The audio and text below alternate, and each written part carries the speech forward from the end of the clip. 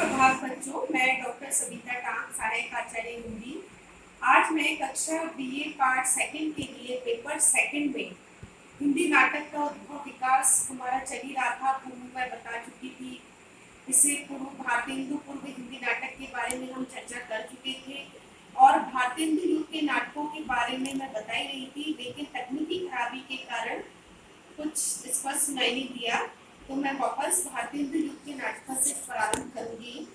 हिंदी नाटक साहित्य के वास्तविक जन्मदाता भारतेंदु बाबू हरिश्चंद्र हैं, जिन्होंने सन 1868 में बंगला में अनुदित नाटक विद्या सुंदर लिखा। सन 1872 में वैदिकी हिंसा न भवती मौलिक नाटक की रचना की। इसके साथ ही इनके अन्य नाटक और हैं, जिनमें पाखंड विडंबना, धनंजय विजय, मुद्रा राक्षस, सत्य हरिश्चंद्र, प्रेम योगिनी, भारत दुर्दशा, नीलदेवी, अंधेर नगरी, कपूर मंजरी, चंद्रावली, सती प्रताप। भारतेंदु के समकालीन लेखकों में श्री बद्री नारायण प्रेमधन लिखित भारत सौभाग्य नाटक, प्रताप नारायण मिश्र का क्रिया तेल, हमीर हट ना चढ़े ना दूसरी बार, राधा कृष्ण दास का महारानी पद्मावती, महाराणा प्रताप एवं केशव राय भट्ट के सज्जा संबुल उल्लेखनीय नाटक है। भारतेंदु जी की प्रेरणा से रंगमंच को ध्यान में रखकर लिखे गए देवकी नंदन त्रिपाठी के सीताहरण, रुक्मणी हरण, रासलीला, कंसवध, लक्ष्मी सरस्वती मिलन, प्रचंड गोरक्षण, आत्मदत्त व्यास के ललिता, गो संकट, भारत सौभाग्य, तोताराम वर्मा का विवाह विडंबना, प्रताप नारायण मिश्र के भारत दुर्दशा आदि ऐसे नाटक हैं जिनमें गायन, नृत्य तथा पदों का प्रयोग फारसी नाटकों के समान ही हुआ है, जिनका उद्देश्य व्यक्ति, समाज, राष्ट्र के हित का संदेश देना था। इस युग में सामूहिक उपादेय के साथ प्रतीकवादी नाटकों की रचना भी की गई, जिनमें कमलाचरण का अद्भुत नाटक और रतन चंद्र का न्याय सभा नाटक उल्लेखनीय है। भारतेंदु नाट्य रचना का मूल उद्देश्य मनोरंजन एवं जनमानस को जागृत करके समाज में नई चेतना उत्पन्न करना था। इनमें न्याय, सत्य, त्याग एवं प्राचीन संस्कृति के प्रति प्रेम जगाना और नवीनता लाने के लिए नाटक लिखे जा रहे थे। इस समय के दौर में फारसी थिएटर कंपनियां स्थापित हो चुकी थी और उनका मनोरंजन अत्यंत हीन रुचि के दृश्यों को सामने लाना था। बाद में उनका स्थान जन जागृति के परिवर्तन से थिएटर कंपनियों का स्थान चित्रपट में ले लिया। इस युग के कई अनुवादित नाटक लिखे गए, जिनमें संस्कृत, बंगला, अंग्रेजी भाषा के नाटक अनुवादित हुए। संस्कृत भाषा से भवभूति और कवि कालिदास के नाटक अधिक अनुवादित हुए, जैसे राजा लक्ष्मण सिंह ने अभिज्ञान शाकुंतल का अनुवाद करके हिंदी साहित्य प्रेमियों का ध्यान आकर्षित किया। भवभूति का उत्तर रामचरित्र, देवदत्त तिवाने, नंदलाल विश्वनाथ दुबे, लाल सीताराम ने अनुवाद किया। कालिदास का अभिज्ञान शाकुंतल नंदलाल विश्वनाथ दुबे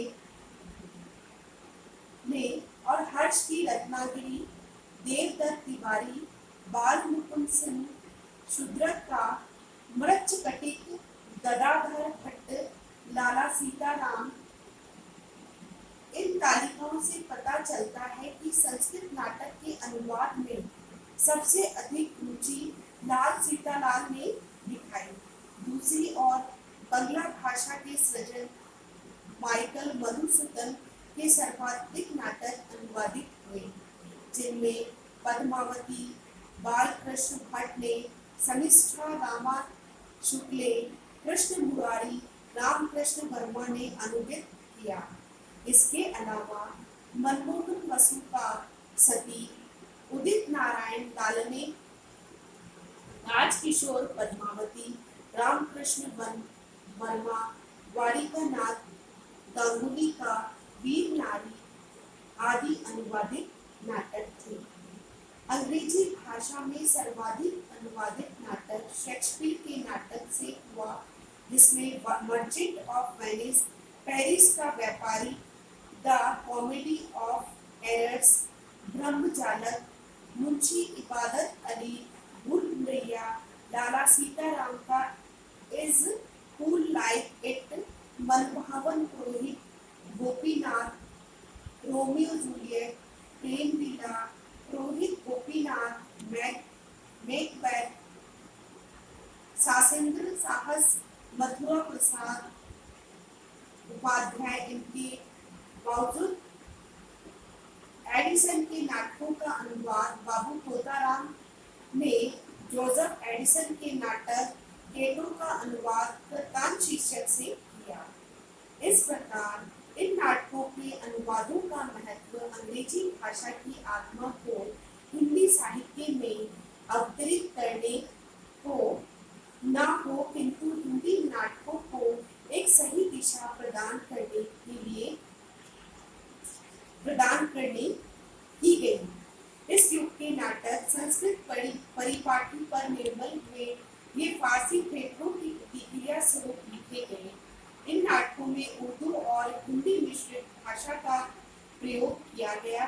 समाज सुधार एवं नव जागरण इनके प्रमुख उद्देश्य थे। इस प्रकार भारतेंदुकालीन हिंदी नाटकों का विकास कम देखा जा सकता है। अगला जो संक्रांति, भारतेंदु के बाद प्रसाद से पूर्व हिंदी नाटक साहित्य का एक ऐसा काल आया जिसमें अन्य भाषाओं के नाटकों का अनुवाद विशेष रूप से किया गया, जिसमें महावीर चरित्र, उत्तर रामचरित्र, शाकुंतला, सत्यनारायण द्वारा अनुदित भवभूति के उत्तर रामचरित्र को विशेष ख्याति प्राप्त हुई। इन्हीं दिनों हिंदी में अंग्रेजी के नाटकों का सुंदर अनुदित नाटक भी लिखे गए। इसके साथ ही बंगला से अनुदित नाटक में राजकिशोर देव द्वारा रचित पद्मावती, गांगुली कृत वीर नारी, मधुसूदन कृत कृष्णा कुमारी, मनमोहन कृत सती नाटक, दीप निर्वाण, अश्रुमती आदि रचित नाटक थे। इस काल में नाटकों को दो वर्ग कर दिया गया, जिसमें साहित्यिक नाटक और फारसी नाटक कंपनियों के आधारित नाटकों का मंचन किया गया। अब है प्रसाद। प्रसाद युग में हिंदी नाटकों का विकास परिष्कृत एवं सर्वश्रेष्ठ जयशंकर प्रसाद के नाटकों में देखने को मिलता है। प्रसाद वस्तुतः स्वयं एक ऐसे युग थे जिन्होंने हिंदी नाटक को मौलिक क्रांति दी।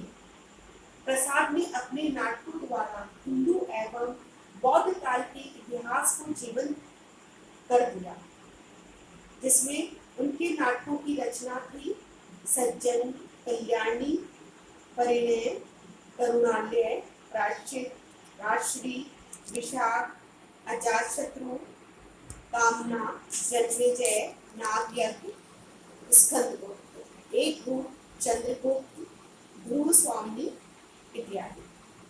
इनके नाटकों की विशेषता यह थी कि इनमें देशवासियों में आत्मगौरव, उत्साह, प्रेरणा का संचार किया, पात्रों के चरित्र में अंतर्द्वंद का सृजन किया, नारी को महानता से विभूषित किया। इस प्रकार नाट्य शास्त्र की दृष्टि से इस काल के नाटकों का कथानक, वैचित्र्य, मनोवैज्ञानिक चरित्र चित्रण, हास्य के दृश्यों की योजना, आधुनिक जीवन का वातावरण, स्वाभाविक साहित्यिक भाषा स्थिति के अनुकूल सुरुचिपूर्ण क्रियात्मक पद्य का प्रयोग इत्यादि गुणों का विकास इस युग में हुआ। नाट्य शिल्प की दृष्टि से इनके नाटकों में प्रस्तावना का प्रयोग नहीं किया गया। इस काल में कथानक के सौंदर्य के लिए घटना वैचित्र्य और कथा की वक्रता के प्रदर्शन के लिए अंकों में अनेक दृश्यों की अवतारणा की गई, जिसमें संधि निर्वाह की शिथिलता प्राय 3 अंकों में की गई। कार्य समाप्ति, अंक विधान, कार्य के स्थान पर वार्तालाप, स्वैगत भाषण, आयोजना, शब्द ध्वनियों के स्थान पर शब्दार्थों से वातावरण की सृष्टि, विभिन्न विभिन्न पात्रों से भिन्न भिन्न प्रकार की भाषा के माध्यम से किया गया। इस काल में साहसिक, पौराणिक, ऐतिहासिक, सामयिक और सामाजिक आदि प्रकार के विविध नाटकों का मंचन किया गया। अगला है प्रसादोत्तर हिंदी नाटक। अब है प्रसाद की जो बाद में जयशंकर प्रसाद के पश्चात हिंदी साहित्य में नवीन युग का आरंभ हुआ, जिसे विद्वानों ने प्रसादोत्तर काल के नाम से अभिहित किया। इस युग के नाटकों में ऐतिहासिक नाटकों की रचना की। इस काल में ऐतिहासिक नाटकों की रचना अधिक हुई और प्रसाद ने मौर्य गुप्तकालीन ऐतिहासिक आधार को ग्रहण किया था। इस काल के नाटकों में उसे छोड़कर राजपूत और मुगल कालीन इतिहास को विशेष रूप में ध्यान में रखा गया। इस युग के नाटकों में स्वाधीनता के प्रति सक्रिय प्रयत्न, बलिदान भावना, हिंदू मुस्लिम एकता विशेष रूप से दिखाई गई। इस काल के नाटकों का ध्यान वर्तमान के चरित्र पर विशेष रहा। उन्होंने वर्तमान जीवन की दैनिक और सामूहिक समस्याओं को सुलझाने का प्रयास किया। मजदूर, किसान, अध्यापक, नेता, वकील, डॉक्टर को नाटक का नायक का स्थान मिला। नाटक काल्पनिक जीवन से हटकर यथार्थ की धरातल पर आ गया। इस युग के प्रमुख नाटककार थे, जिसमें सेठ गोविंददास, हरे कृष्ण प्रेमी, उपेंद्रनाथ आचार्य, चतुर्सेन शास्त्री, मिश्र बल्लू, रंधावन, लाल वर्मा, चंद्रगुप्त, विद्यालंकार, राधा श्याम, कथावाचक, अज्ञेय आदि उल्लेखनीय हैं। इन्होंने अपने नाटकों के माध्यम से युग की समस्या का चित्रण करने के साथ साथ इस युग की राजनीतिक चेतना का सफल अंकन भी किया। उन्होंने शिव साधना नाटक की स्वाधीनता के लिए प्रत्येक व्यक्ति के सहयोग की आशा व्यक्त की।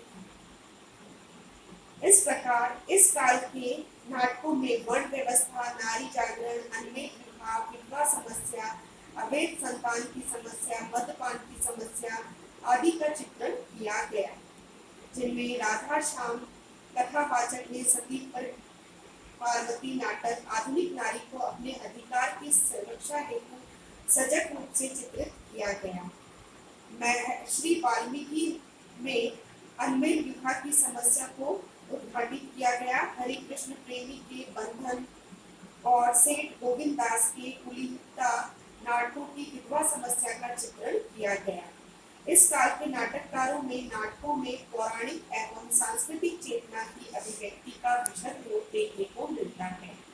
बच्चों, इस प्रकार नाटक के विकास के हमने 5 बिंदु देख लिए। इसके अलावा सातोत्तर हिंदी नाटक है, हिंदी नाटकों का विकास है। अगला है प्रसादोत्तर हिंदी नाटक की विविध दशाएं हैं, जो मैं अगली कक्षा में आपको अच्छी तरह से समझाऊंगी। धन्यवाद।